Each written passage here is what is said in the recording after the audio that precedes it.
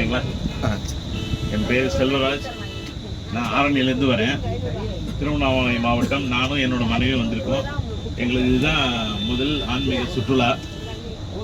என்னோட சம்பந்தி சொல்லி தான் நான் இங்கே இந்த சுந்தர் ஹாலிடேஸ் எனக்கு அறிமுகமானது.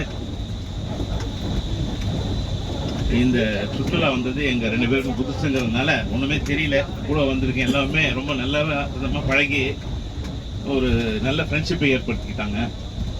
அதே சமயத்தில் இந்த சுற்றுலா வந்த மாதிரி தான் எங்களுக்கு தெரிஞ்சபடி ஆன்மீகம் மாதிரி எங்களுக்கு தெரியல. ரொம்ப ஜாலியாக அசோக் சாராக வந்து கூட வண்டியில் வந்து பெரியவங்களாம் வந்திருந்தாங்க. அவங்களெல்லாம் ரொம்ப ஒரு கேரிங்காக பார்த்துக்கிட்டு கூட பிறந்த அப்பா மாதிரி ட்ரீட் பண்ணி அவங்கள ரொம்ப அழகாக கூப்பிட்டு போய் அவங்களுக்கு என்னென்ன வசதி வேணுமோ செஞ்சு கொடுத்தாரு. அவரோட கோஆப்ரேஷனும் நல்லா இருந்தது. கோஆர்டினேஷன் ரொம்ப சூப்பரு. இந்த இதில் வந்து இன்னும் ஒன்று சொல்ல விரும்புகிறேன். என்னோட சம்பந்தி சொன்ன தகவல் இது.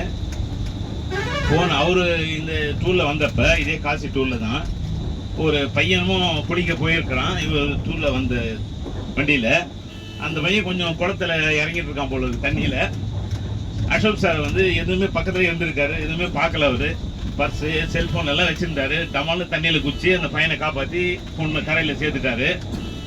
அதை வந்து எங்கிட்ட சொல்லி காமிச்சார். அந்த மாதிரி ரொம்ப கேரிங்காக பார்த்துப்பாரு இவர் அப்படின்னு ஒரு சின்ன சம்பவத்தை சொன்னார். அது என்னால் மறக்க முடியல. அது இப்போ நான் நேரில் பார்த்தேன். வயசானவங்களும் வந்திருந்தாங்க. ரொம்ப கேரிங்காக கூப்பிட்டு வந்தார். இது அவர் வந்து ஒரு கடமையாக செய்கிறையா அவர் மனசு நிறைஞ்சு செய்கிறாரு இந்த விஷயம் எல்லாத்தையுமே. அதனால் நமக்கு எல்லாருக்குமே ரொம்ப சந்தோஷமாக இருந்தது இந்த ஆன்மீக சுற்றுலா. Thanks sir. இதில் வந்து சாப்பாடு பற்றி நான் எதுவுமே சொல்லலை. ஏன்னா எனக்கு வீட்டில் இருக்க மாதிரியே இருந்தது. வெளியில் சாப்பிட்ற மாதிரியே தோணலை. பீகாரில் வந்து ரசம் சாதம் சாப்பிடணுங்கிறது வந்து ஆச்சரியமான ஒரு விஷயமா தான் இருந்தது. ரொம்ப நல்லா இருந்துச்சு சாப்பாடு. ஒன்றும் அடிச்சிக்கவே முடியாது. சூப்பர். தேங்க்யூ.